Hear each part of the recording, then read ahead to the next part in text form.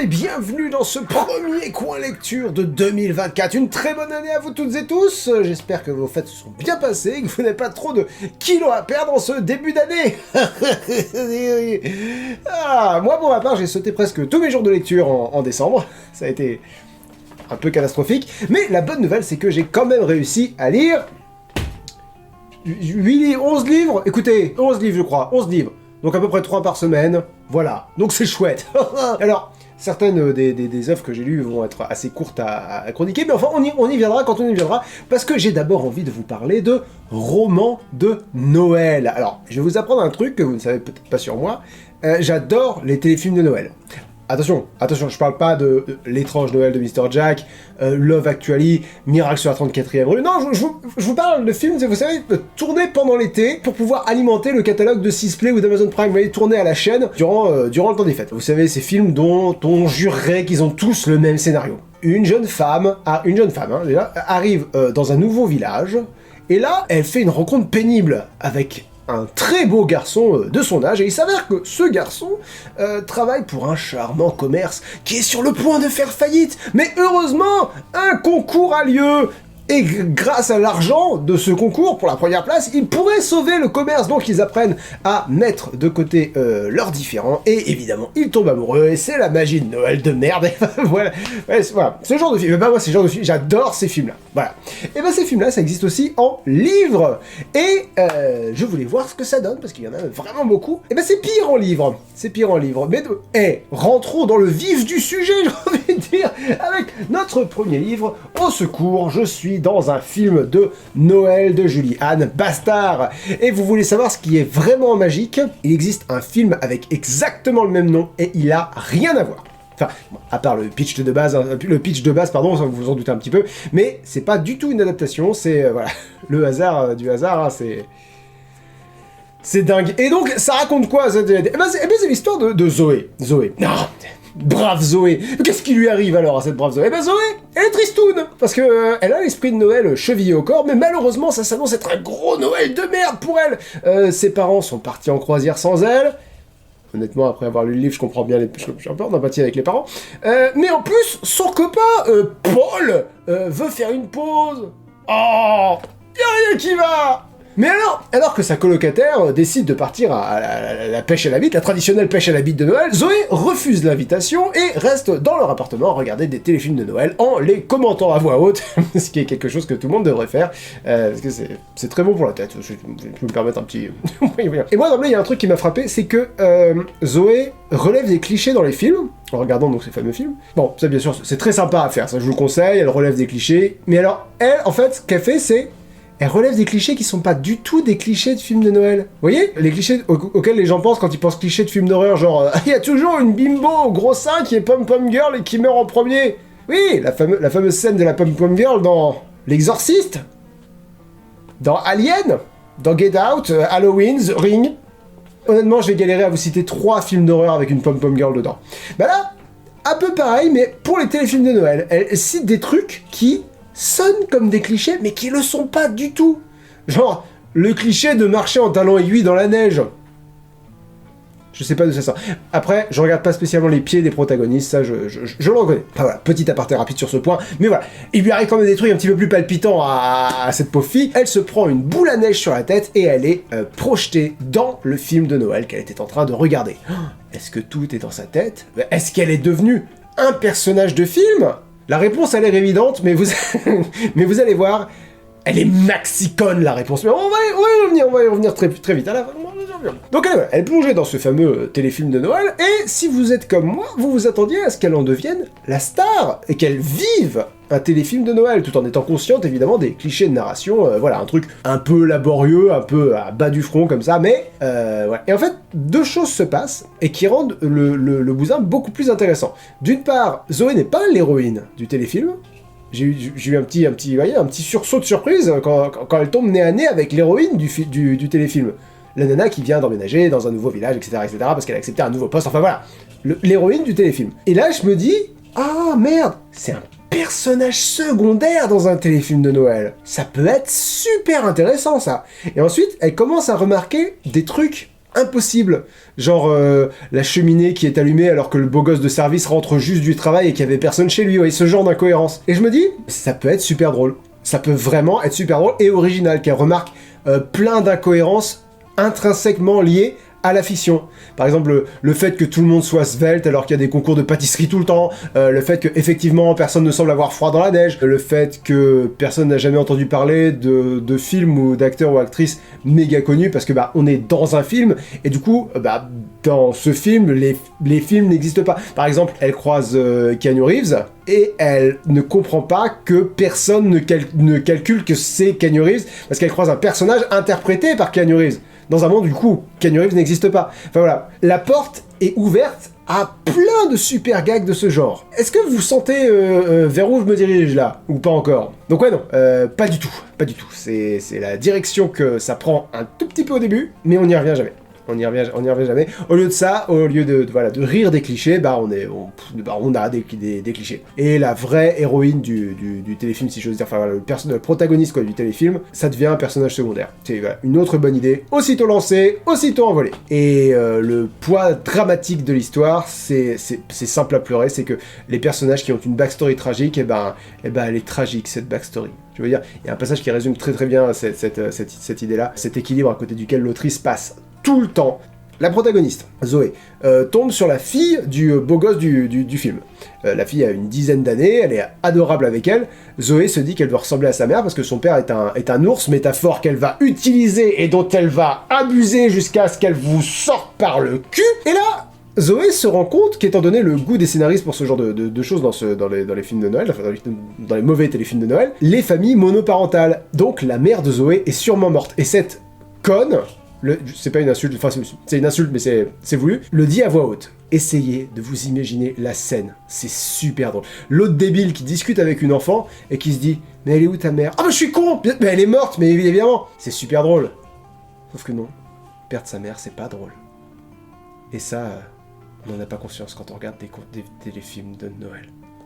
On se dit que tout est parfait, magnifique dans ce genre de petit monde, mais perdre sa maman, bah c'est triste. Et on passe d'une scène très drôle à un commentaire très plat et sans intérêt. Voilà. En fait, le livre va aussi loin que le fun peut l'amener, si j'ose dire. Ça va dépendre du point auquel vous allez vous amuser. Ça a l'air tristement évident à présenter comme ça, mais il y a absolument rien qui va, sauf que c'est rigolo. Moi, au départ, j'étais dedans, si vous voulez. Par exemple, au niveau des trucs qui vont pas. Zoé, le protagoniste, elle est géniarde, elle est médisante, elle est gentille que à l'occasion pour se donner bonne conscience, mais l'essentiel du temps, elle est imbuvable. Et ben ça, voilà, tu le supportes tant que tu la trouves drôle. Et ça, bah, j'imagine que chacun a son curseur, quoi, là-dessus. Chacun a son curseur. Moi, ça a arrêté d'être drôle assez vite, franchement. Les premiers chapitres, j'étais complice de l'humour, en mode je reconnais ce cliché-là, c'est vrai, c'est amusant, bien vu. Et à un moment donné, elle introduit le personnage du garagiste, le type gras du bide, libidineux, dégueulasse, qui surfacture ses réparations aux clientes, qui repousse ses avances. Enfin, c'est un personnage cliché, oui, ça on est bien d'accord. C'est pas un cliché de téléfilm de Noël, quoi. Le principe de base de cet univers-là, c'est que c'est un univers où tout va bien pour tout le monde, où tout semble parfait, façon Noël, quoi. Donc voilà, tout est censé être parfait pour tout le monde. Il y a des personnages secondaires qui ont des backstories tragiques. Pourquoi? En quoi c'est drôle? Si je suis censé le prendre sérieusement, si c'est pas censé être drôle, où est le décalage entre le monde réel et le monde fantastique? Allez, puis on va finir par ça, parce que c'est quand même le pompono de la pomponnette, parce que, je dis décalage entre le monde réel et le fantastique, pendant tout le truc, elle se dit, arrête de délirer, rien ici n'est réel, tu peux pas être avec ce mec-là parce qu'il est pas réel, c'est un film, etc. Et l'histoire, c'est que donc, voilà, comme je vous ai dit, elle s'est prise une boule à neige sur la tête, dans la réalité. Et alors, dans le film, le trauma qui l'a fait arriver dans cet univers, c'est un accident de voiture. Alors, évidemment, c'est un rêve, c'est un film, un film slash un rêve, voilà. Donc, c'est une super bagnole avec plein de fringues de luxe à sa taille dans le coffre, voilà. Et donc, pour fuir le rêve, elle décide d'avoir un accident de voiture, ce qui est parfaitement cohérent. Revivre le même trauma d'entrée en espérant que ça sera la sortie, voilà, de ce monde imaginaire. Et ça marche. Elle se réveille dans son salon. Bon. Et là, sa coloc lui dit qu'elle sait où elle était parce qu'elle a suivi le film à la télé. Donc, elle était littéralement dans le film. Et d'ailleurs, là qu'elle est rentrée, la chaîne grésille parce que le film ne peut pas continuer, parce qu'elle est rentrée. Et le film avait donc lieu en temps réel, c'est ce qu'on essaie de nous faire dire. C'est un téléfilm qui a duré plusieurs jours. Et là, elle décide qu'elle doit retourner auprès de son amoureux dans le film, que c'est sa vraie place, que son boulot et que son ex, ils sont nuls, et voilà. Et là, alors, vous là, mes magnifiques viewers, magnifiques viewers, vous vous dites... Bon bah elle va chercher à s'assommer avec une boule à neige, ou elle va chercher à avoir un accident de voiture, ou, proposition un tout petit peu moins problématique, elle va peut-être retrouver l'acteur qui joue son beau dans le film, et celui-ci aura une impression de déjà-vu, un déclic, voilà, un truc un peu mignon dans ce goût-là. Alors non. Alors non. Sa coloc se renseigne, et le gars existe dans le monde réel. Pas l'acteur, le gars, le personnage existe dans le monde réel. La ville du téléfilm aussi. En fait, tout ce qu'elle a vécu a littéralement eu lieu. Ça n'a aucun sens. Alors, ma théorie pour que ça ait un sens, c'est que le moment où elle se réveille prétendument dans le monde réel, en fait, elle se réveille rien du tout. Elle se réveille pas. En fait, dès le départ, elle a eu une commotion à cause de la boule à neige, et elle est en train de crever dans une mare de sang dans son salon, et joyeux Noël. Voilà. C'est la seule théorie qui fait que tout fonctionne à peu près. Bref, donc, contrairement à certains téléfilms de Noël, ça vaut pas le coup. Ça vaut pas le coup de lire ce livre. Enfin, après, c'est vous qui savez. C'est vous qui savez, enfin voilà. Venez me voir si vous voulez demain sur Twitch, on lira la première page et vous verrez si ça vous parle. Mais pourtant, c'est le meilleur livre de Noël que j'ai lu en décembre, parce que l'autre, c'est Hamster, Bretzel et Mariage à Noël. À Noël, d'Ena Fitzbell. Alors si le titre vous a fait sourire, tant mieux.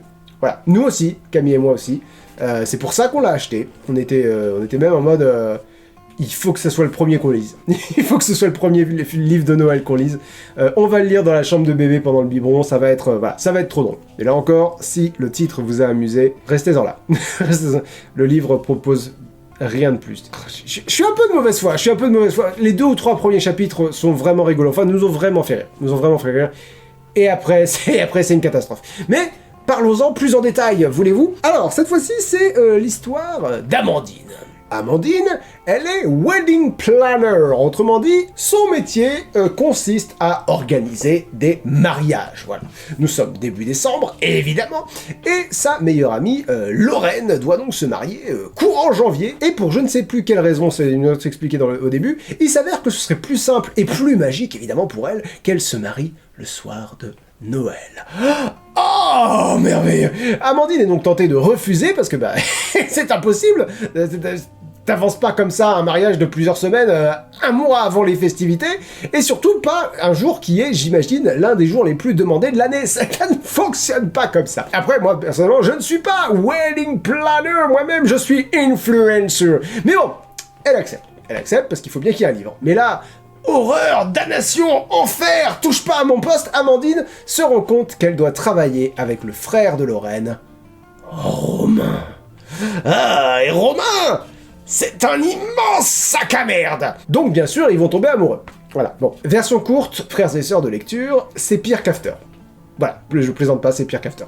C'est moins pire que 50 nuances, mais c'est pire qu'After. D'une part, j'aime pas la façon dont je parle, mais c'est dingue que ça ait été édité. C'est dingue. Mais c'est un message d'espoir pour tous les aspirants auteurs, toutes les aspirantes autrices qui regardent cette émission. En fait, c'est difficile de dire ce que je pense sans être méchant ou mesquin ou insultant, parce que c'est vraiment pas le but, et je suis authentiquement content pour elle, que pour l'autrice, que ça soit édité chez J'ai lu. Je suis authentiquement content pour elle. C'est pas seulement édité chez J'ai lu, c'est édité chez Audible aussi. Je suis vraiment content qu'elle ait un public qui aime beaucoup ce qu'elle fait. Vraiment, ça me fait plaisir pour elle. Mais si je dois mettre des mots sur ce que je pense, et on est là pour ça, c'est mal écrit. C'est mal écrit, c'est vraiment mal écrit, quoi. Ou simplement écrit, si vous préférez. Mais là encore, bon, il y a un public pour ça, et parfois, lire des livres écrits simplement, c'est ce qu'il faut pour se vider la tête, c'est ce qu'il faut pour se divertir. Donc voilà, c'est pas... soit. Ok. Mais là, on va arriver au vrai problème. Les personnages. Ils ont tous 10 ans d'âge mental. Alors, à commencer par Amandine, oui, moi je fais des mariages et je pense que le plus important, c'est de bien réussir les mariages. C'est pour ça que je suis une professionnelle. Ah oui, bah si t'es méchant, faut pas t'étonner si tout le monde pense que t'es méchant. Mais moi, je m'en fiche, moi, je me focalise sur le mariage parce que moi, je suis professionnel. Ah, tac. M'énerve.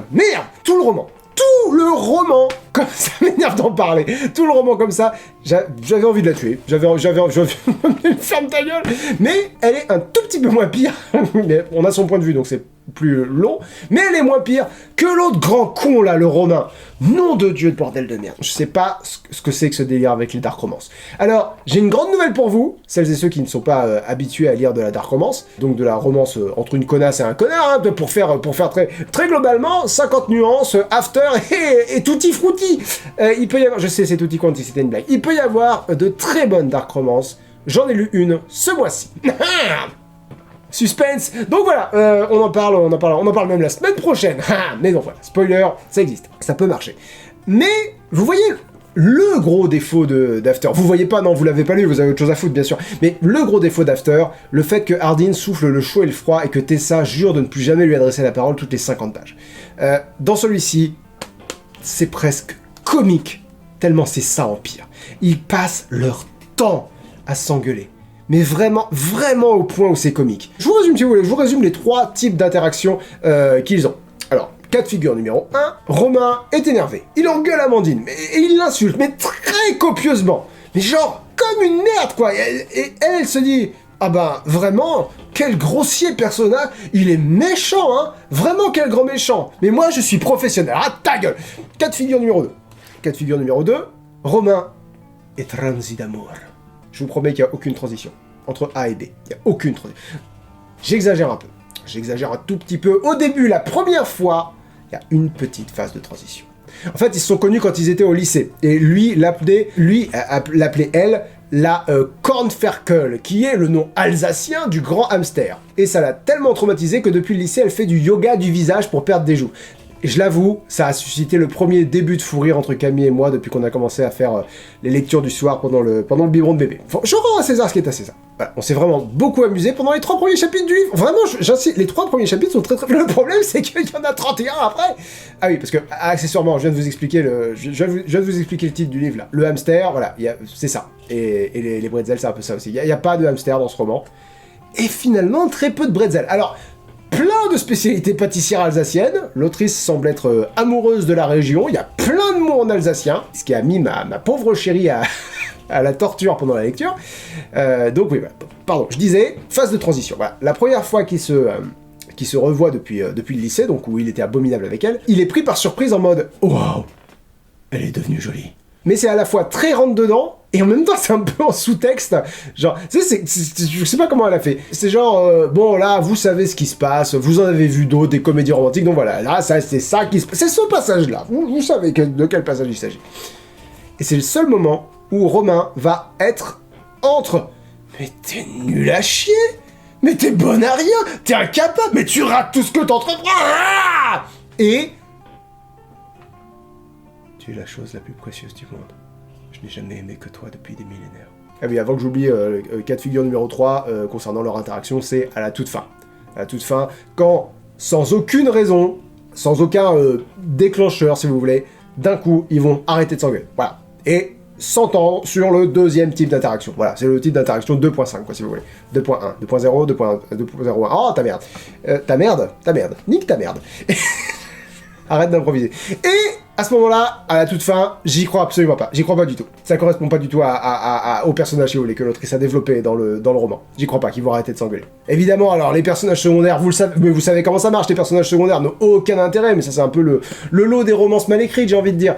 Et du coup, tu te retrouves uniquement avec Amandine et Romain, qui ont l'alchimie d'une tranche de pain et d'un pneu de camion, et je crois pas du tout à leur romance. Pas du tout. Tous leurs rapprochements sont assez incohérents, si vous voulez, que franchement c'est drôle. Mais pas, je pense pas que ce soit drôle comme l'autrice avait l'intention que ce soit drôle. Peut-être que si, peut-être que c'est tout est ironique, je ne sais pas. Pour que ce soit plus parlant, écoutez, pour que ce soit plus parlant, ce que je vais vous lire un passage, voilà, qui commence page 128. Alors, à ce stade-là, on est entre le tiers et la moitié du livre. Donc voilà, on est bien avancé. Ils se sont déjà embrassés une fois. Donc la romance est déjà un peu entamée. Je vais mettre mon prompteur sur pause et on va lire ça. Donc là, ils sont en train de chercher la sœur de Romain qui a disparu. Par où commençons-nous à chercher, me demande-t-il, changeant subitement de disque alors que nous émergeons de la forêt en tant que complice d'Odile. Sa sœur, tu devrais le savoir. Ta sœur a parlé de pâquerettes dans sa lettre, j'en déduis qu'elle est partie du côté des terrains de golf. Tourne à gauche, aboie-t-il. Désigne... Oh, je suis de mauvaise foi. Désignant de l'index un chemin de gravier qui s'éloigne du complexe hôtelier. Maintenant que nous sommes à découvert, les rafales se déchaînent sur notre véhicule. Un vent de tous les diables souffle, siffle, sans néanmoins réussir à couvrir la voie de mon passager. Nous pouvons également voir très loin une belle pelouse inondée de soleil, des montagnes aux sommets enneigés, les Vosges, en toile de fond, mais pas un Pékin à l'horizon. Très vite, le sentier disparaît et nous devons rouler sur l'herbe. Les manœuvres n'en deviennent que plus dangereuses. Un coup de volant un peu brusque pourrait nous renverser. Il suffirait d'une bosse pour que notre Golfette bondisse dans les airs et retombe sur le flanc. Le flanc. Nous dépassons plusieurs fosses de sable, des bunkers, dont la couleur blanche tranche radicalement sur la masse verte du gazon. Je m'en tiens à l'écart. Véritable pile électrique, Romain ne cesse de me crier après, me menaçant des pires représailles si nous ne retrouvons pas sa sœur. À gauche, non à droite. Mais tu le fais exprès. T'as pas vu le tuyau ou quoi? Attention, contourne la butte ou nous terminerons dans le décor. Et ça c'est quoi à ton avis? Un bunker, alors évite-le. Oh, la paix, je suis pas Miro, grognai-je. Après avoir serpenté en tous sens sur les terrains de golf, nous parvenons aux abords d'un gros amas rocheux. Obéissant aux ordres de Romain, j'emprunte le tunnel qui passe en dessous. Nous en ressortons quelques instants plus tard. Surprise de me retrouver au sommet d'une colline, je stoppe net. Action immédiatement accueillie par des rugissements de contrariété. Mais roule! Encore faudrait-il savoir où aller, ronchonnai-je. Depuis notre promontoire, nous pouvons apercevoir une vaste étendue d'eau d'un bleu saisissant, nichée au sein d'un écrin de verdure, avec les Vosges enneigées au loin pour parfaire le tableau. Mais toujours pas de Golfette ni d'Odile. Romain ne me laisse pas le loisir d'admirer le paysage. Va vers le lac, ils y sont sûrement! Si tu le dis. Arc-bouté sur mon volant, je dévale la pente en zigzagant entre les obstacles que Romain m'indique avec force braillement et gesticulation. Si on ne finit pas dans le fossé, je deviendrai sourde. Regarde, la Golfette est là-bas, beugle-t-il, déchaîné. Dépêche-toi! Je fais ce que je peux. À une bonne centaine de mètres, j'aperçois un bout de la dite voiturette arrêtée au bord du lac. Sa capote m'empêche de voir si elle est occupée et les nombreux arbustes qui poussent sur les berges dissimulent l'habitacle. Je me dirige droit vers elle. Toutefois, je veille à demeurer à l'écart de la rive, détrempé pour ne pas embourber mes roues. Nul besoin de rajouter ce forfait à la longue liste des reproches dont Romain m'accable. Il ne me semble pas apprécier mon excès de prudence. Aussi attrape-t-il le volant et tire dessus. Le désordre qui s'ensuit est digne de rivaliser avec les meilleurs numéros de clown. Chapitre 16. Là, en fait, les chapitres ont l'air un peu arbitraires. Mais bon. Par là, vocifère Romain, s'accrochant au volant pour le faire tourner. Il y réussit. Notre Golfette vire brutalement à droite et fonce en direction du lac. Horreur! Nous nous approchons trop près de la berge, nous roulons trop vite! Je lâche la pédale d'accélération et freine. Malgré mes efforts pour contrebraquer, les roues n'en font qu'à leur guise, patinent et nous éloignent de la voiturette d'Odile. Hélas, dans le même temps, la distance qui nous sépare de l'eau diminue dramatiquement. Mais le pire est à venir. Romain saute du véhicule en marche. Si je les trouve en train de s'embrasser, peste-t-il d'un ton de menace. Ah, magnifique! Va te faire mettre, Romain. Mon Dieu, quelle mouche l'a piqué! Emporté par son élan, il se met à courir, dépasse notre Golfette, que j'ai pu immobiliser en toute sécurité, et file droit vers l'eau. Poussé par de violentes rafales, il dévale le talus herbeux qui surplombe le lac. « Arrête-toi !» lui criai-je, les mains en porte-voix. « Arrête-toi !» Mais il ne m'écoute pas et poursuit sa descente. Malmené par le vent, là, il bataille ferme pour écarter des mèches de devant ses yeux, ce qui explique peut-être pourquoi il bute sur un caillou et tombe la tête la première dans le lac. L'idiot! Se traînant à quatre pattes... Je vous rappelle encore une fois, ils se sont déjà embrassés à ce niveau-là. Se traînant à quatre pattes dans les eaux peu profondes, il se débat pour se remettre debout. Comment pourrais-je le secourir? Je n'ai pas envie de salir mes chaussures. D'un autre côté, il risque la mort. « Viens m'aider !» rugit-il, tournant son visage maculé de boue vers moi. Je sors de la Golfette et le rejoins avec prudence, afin de ne pas glisser moi aussi. Il hurle des injures que je préfère ne pas répéter. Finalement, il serait plus sage de l'abandonner à son sort. Se redressant de toute sa hauteur, il émerge du lac. Son blouson et son jean dégoulinent d'une vase immonde et gluante qui altère jusqu'à la blancheur de son col de chemise. « Ha ha, cela te fait rire, n'est-ce pas ?» fulmine-t-il. « Pas du tout, Silence! Tu n'es qu'une catastrophe ambulante !» Là, c'est pas un dialogue, c'est elle qui pense.